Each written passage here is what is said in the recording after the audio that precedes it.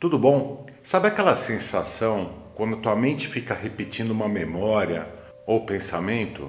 Não é coisa da sua cabeça. Bom, hoje a gente vai entender que também é. Mas há uma história muito interessante, mas há uma história biológica fascinante atrás dessa questão toda. Hoje a gente vai se aprofundar um pouquinho na ciência por trás da ruminação. O que de fato está acontecendo no seu cérebro? Por que parece tão implacável, tão difícil controlar isso? E vamos descobrir hoje como retomar o controle. E afinal, o que é ruminação para a gente lembrar? Ruminação são aqueles pensamentos que invadem nossa cabeça e parece que não dá para tirar mais da cabeça. Eles ficam presos ali. E muitas vezes essa ruminação, ela vem com uma certa dor. Então, quando você tem algum desfecho em sua vida que não foi agradável, não foi positivo, pode ser um final de um relacionamento, pode ser um relacionamento tóxico, essas coisas acabam gerando questões na nossa mente que ficam presos. E às vezes a gente fica sem dormir, a gente não consegue focar e gera um monte de outras coisas desnecessárias. A ruminação, por mais que a gente sinta, é um processo cerebral.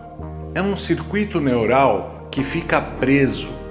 Pense no seu cérebro como uma orquestra. E nessa ruminação tem 3 músicos que estão tocando esta banda. A gente tem um negócio chamado córtex pré-frontal. E eu vou te mostrar aqui com o modelo do nosso cucuruto aqui. Tá?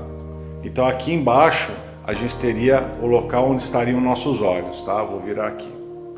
Aí você tem essa outra parte, é a nossa espinha que desce para o nosso corpo todo. A gente tem um outro pedaço aqui, que não vou entrar em detalhes e nomes, tá? Que levam todas as informações para o nosso corpo. Essa parte da frente é o córtex. Então esse córtex aqui, ele é um grande partícipe. Ele é como se fosse o general. É o cara que controla, é o cara que lidera as suas coisas, é o cara que controla o pensamento. Mas imagine um general, um comandante estressado. Quando se entra na ruminação, esse comandante do cérebro, esse córtex, ele passa a ser uma pessoa brava, estressada, um pouco fora de controle. Quer analisar absolutamente cada detalhe do que está acontecendo e se torna fixado nesse processo. A outra parte do cérebro, o segundo músico, chama a amígdala. A amígdala fica lá dentro do cérebro, é um pedaço do cérebro chamado amígdala. Essa amígdala é uma central de alarme, é um central de alerta do corpo. Durante um período que a gente sai triste ou tem uma experiência ruim, a gente pode ter uma memória dessa experiência e geram certos gatilhos e a amígdala é ativada. Num relacionamento tóxico, ela é ativada constantemente. Então é como se fossem alertas e sirenes piscando na sua cabeça diariamente. E a amígdala, ela vai gerar esses sentimentos de raiva, de tristeza e, é claro, medo. O rede de modo padrão, em inglês tem uma sigla DMN, eu falei no outro vídeo. Ele é um sistema que o corpo utiliza quando você entra no modo desligado, vamos dizer assim. É uma mente que está divagando. E quando você começa a divagar, ou dar uma viajada, ou se distrair, é quando ele entra em ação. É um momento quando você não está focado em nenhuma tarefa específica. E na ruminação, esse DMN, ele liga toda e fica focado em pensamentos autocríticos e dolorosos. Agora que a gente entendeu os 3 partícipes desse processo de ruminação, vamos tentar analogicamente entender como é que isso funciona na vida real. Como é que isso funciona em nosso dia a dia? Imagine seu cérebro como se fosse um carro. Funcionando normalmente, você dirige, troca as marchas, freia, acelera, acende os faróis, consegue buzinar. e o motor segue tranquilo, trabalhando e fazendo o seu papel. Quando o nosso carro está preso dentro da ruminação, é como se a gente estivesse experimentando alguns problemas mecânicos, como se a marcha não quisesse engatar, ou ficasse presa, ou engatasse a marcha errada. Há uma falha de funcionamento na mecânica. Sua mente não consegue sair de um padrão, fica toda hora voltando a pensamentos dolorosos, incapaz de seguir viagem normalmente em segurança. Com essa bagunça toda acontecendo na nossa cabeça, a gente aumenta o nível de estresse. E isso afeta níveis hormonais no nosso corpo. Os níveis desses hormônios alteram como a gente se relaciona aos estímulos externos e aos nossos pensamentos também. Quando a gente está ruminando, o estresse vem como gasolina no fogo. Após um evento traumático ou o relacionamento tóxico, seu cérebro produz um carinha chamado cortisol. Esse hormônio é necessário para o corpo? Sim, ele tem seu papel, sem dúvida.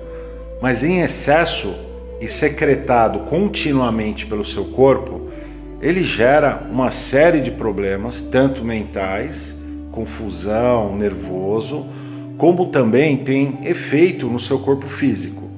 Com cortisol, vamos lembrar lá daquele músico lá, a amígdala. A amígdala é a nossa central de alarme. Com cortisol, essa central de alarme liga todas as sirenes, todas as luzes, fica disparado.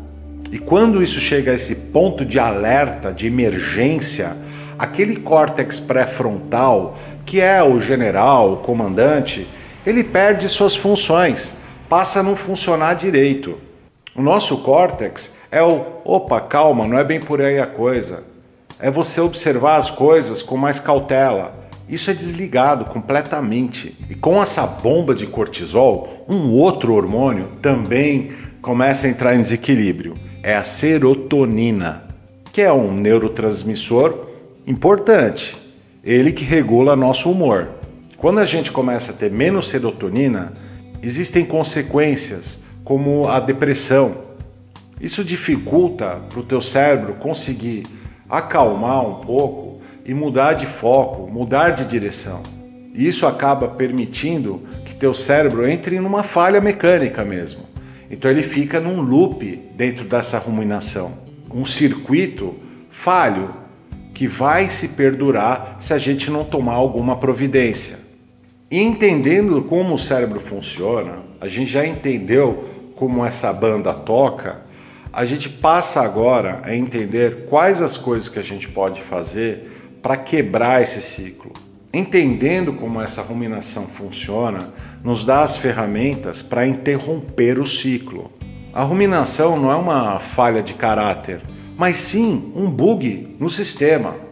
Assim sendo, aborde essa situação com amor, compaixão e principalmente com uma estratégia. Nós estamos olhando essa questão da ruminação por uma perspectiva fisioquímica do nosso cérebro. Então, a primeira coisa é entender quem é que está descontrolado. É o tal do DMN, que é aquele sistema que ativa quando a gente está distraído ou a gente está relaxado. Quando a gente entra em ruminação, temos que lembrar, a DMN está fora de controle. Segundo passo, acalme a amígdala, a central de alarme. Você tem que ir lá e desativar ela. Quando você desativa ela, por meio de respiração, lavar seu rosto, parar e pensar, nossa, é isso mesmo que está acontecendo, respirar um pouco, tirar o foco dessa bagunça e voltar e focar em alguma coisa. Tua amígdala tem que entender que não é uma ameaça contra a tua vida que está acontecendo, e sim uma coisa que aconteceu com você que entrou nesse loop. A amígdala precisa de ajuda nesse sentido. Você tem que mandar uma mensagem para a amígdala que, olha, tá tudo bem, não é agradável o que a gente passou, mas não precisa tanto. E a gente não pode esquecer do último e um dos mais importantes, eu diria, que é o córtex pré-frontal. Bom, esse é o comandante, né? Esse comandante às vezes precisa dar um tempo, relaxar, e o comandante gosta de correr, fazer esportes, caminhar na praia, na praça, na rua, o que seja. Ter um hobby, uma atividade que goste de fazer, uma leitura, pintura, você que escolhe.